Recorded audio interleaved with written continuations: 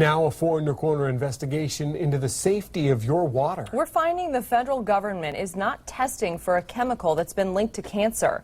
And 4 in Your Corner investigator Deborah Souverain is working to find out why. I just really felt like something was wrong with my body. When Tammy Banowski started feeling sick, she thought it was something minor. But doctors did find an explanation: 2 forms of cancer, setting off a years-long battle to save her life. Years later, she's now in remission. I'm a 10-year survivor of cervical cancer, and I'm an 8-year survivor of melanoma. But complications from cancer treatments left her with a compromised immune system, so she's cautious about everything she eats and drinks. So I just fill this up. Especially water. After learning about the stunning results of a nationwide study, it revealed 75% of the nation's drinking water contained a cancer-causing chemical known as Chromium-6. I knew immediately from the movie Aaron Brockovich that Chromium-6 is very dangerous. The movie is based on the real-life story of a single mom who exposed a case of Chromium-6 contamination. Hexavalent chromium can be very harmful. So it kills people. Oh, yeah. The chemical poisoned a town's drinking water and was linked to a cancer cluster. It's kind of maddening. It made me a little bit mad.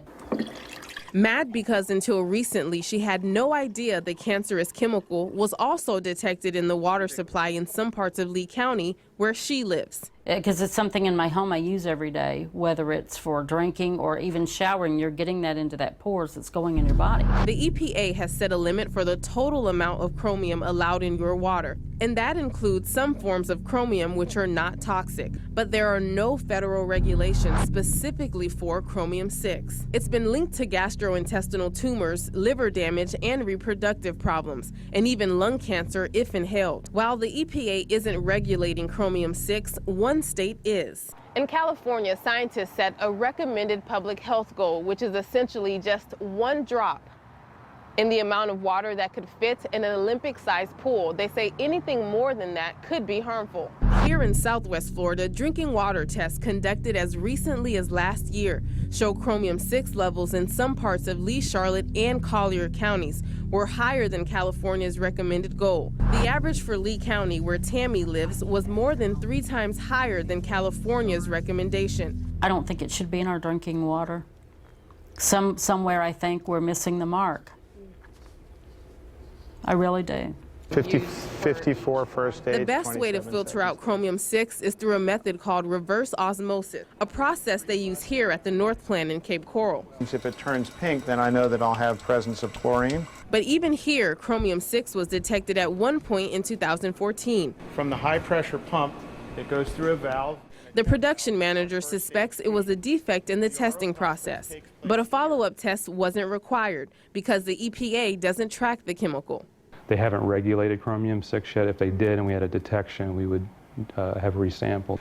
I contacted the U.S. EPA to ask why they haven't set a limit for Chromium-6 in your water, considering it's linked to cancer.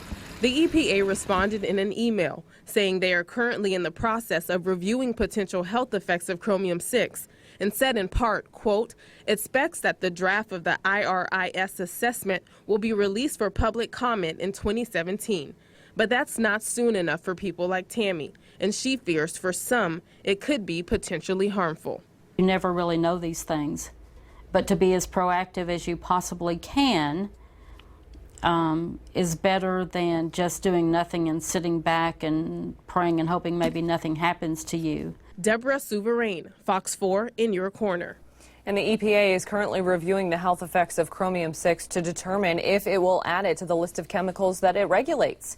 If you want to know how your area tested and if it tested positive, you can visit our website. It's fox4now.com. Just click on Deborah's story.